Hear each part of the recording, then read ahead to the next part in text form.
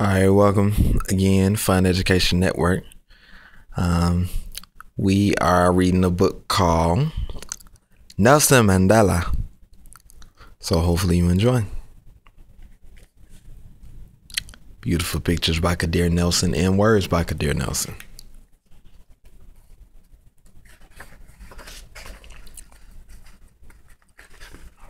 Nelson Mandela.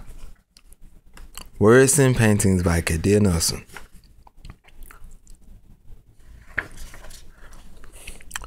Rolila played barefooted on grassy hills of Quenu. He fought boys with sticks and shot birds with slingshots. The smartest Madiba child of 13, he was the only one chosen for school. His new teacher would not say his Zosa name. She called him Nelson instead.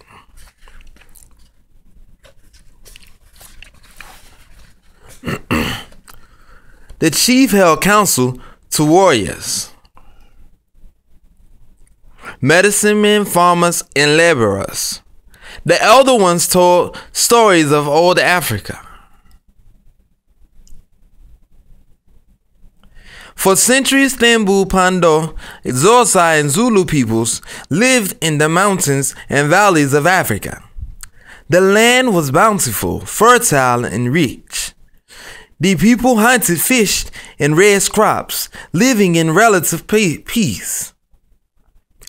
But they made war on European settlers who came in search of land and treasure. The settlers' weapons were stronger and breathed fire. Slowly the people were conquered. Their land was taken and spirits dimmed. South Africa belonged to Europe. The elders grew quiet, and Nelson felt sorry. Nelson grew into a young man and attended fine schools in the Golden City of Johannesburg, where Africans were poor and powerless.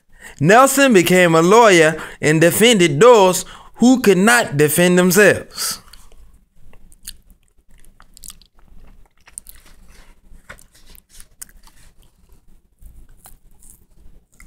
The government grew harsh and created a cruel policy. It split the people in three: African, Indian, and European. It was called apartheid. The people were set apart: European only beaches, European only parks, European only theaters, and the people protested. Nelson organized rallies to fight apartheid. "We must win back Africa," he told them. "South Africa is for all South Africans." "Amadia," he shouted. "Dagawitha," they responded. Power to the people, and the people loved him.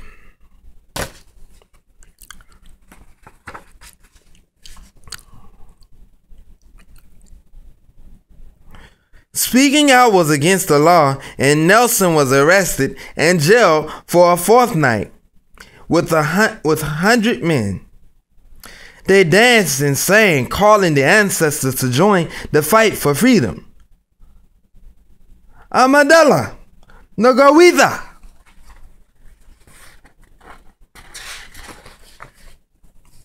The ancestors sent their daughter, Winnie, to stand next to Nelson.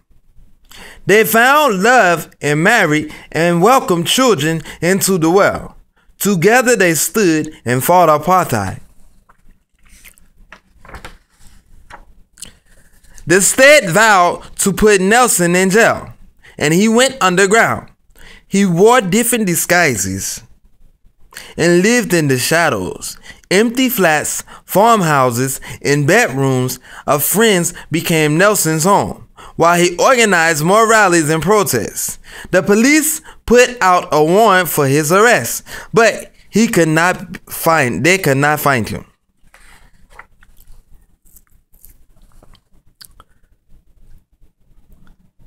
Nelson slipped across the border to visit free nations, where black Liberians, Ethiopians, and Moroccans freely conversed with white Europeans and brown Egyptians. They shook hands, a glimpse of freedom for a life at home. Nelson returned to South Africa to cleanse his homeland of hate and discrimination.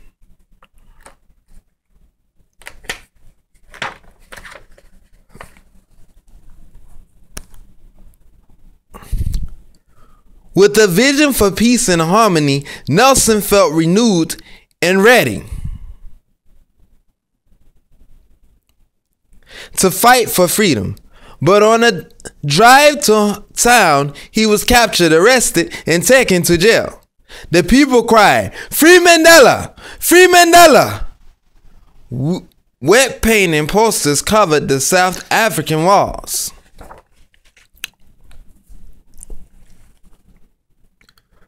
On a small island off the coast of the southern tip of Africa, Nelson sat in a tiny cell. Every day the world passed him by. Cold meals, thin blankets, hard labor. Nelson hammered rocks into dust and read, studied, and educated fellow prisoners. Days turned into weeks, months, and years. His children grew up. Relatives passed away. South Africa began to fall apart. There were more protests, more rallies, and violence. The people needed a leader. Nelson snuck a message to the people: "I will return."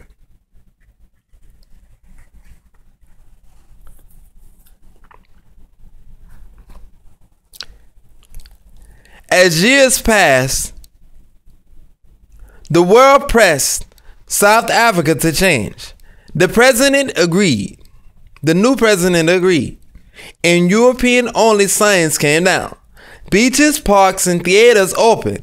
Nelson's comrades were set free. Apartheid was no more. So as you can see, both black and white were at the beaches. Nelson was an old man. After 27 and one half years, the prison gates opened, and Nelson was at last set free. Thousands surrounded him, and when he hugged him, Nelson looked into the sky and smiled at the ancestors. "I'm Mandela, thank you." The sun sparkled in his gray and white hair.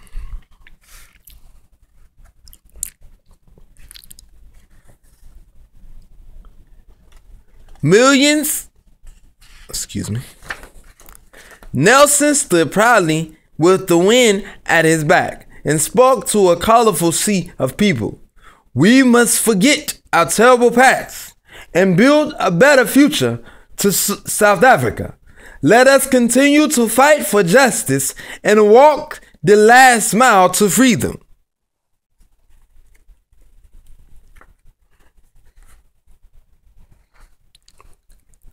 Millions were giving the vote and elected Nelson Mandela their new leader. South Africa was free at last and finally at peace. The ancestors, the people, the world celebrated. "I'm Mandela, the Gowati." Gowithu. And there's a better picture of Nelson Mandela. Hopefully you have enjoyed this. You can find this book at your local bookstores. So please check it out. Peace, love, and I'm out. Thank you.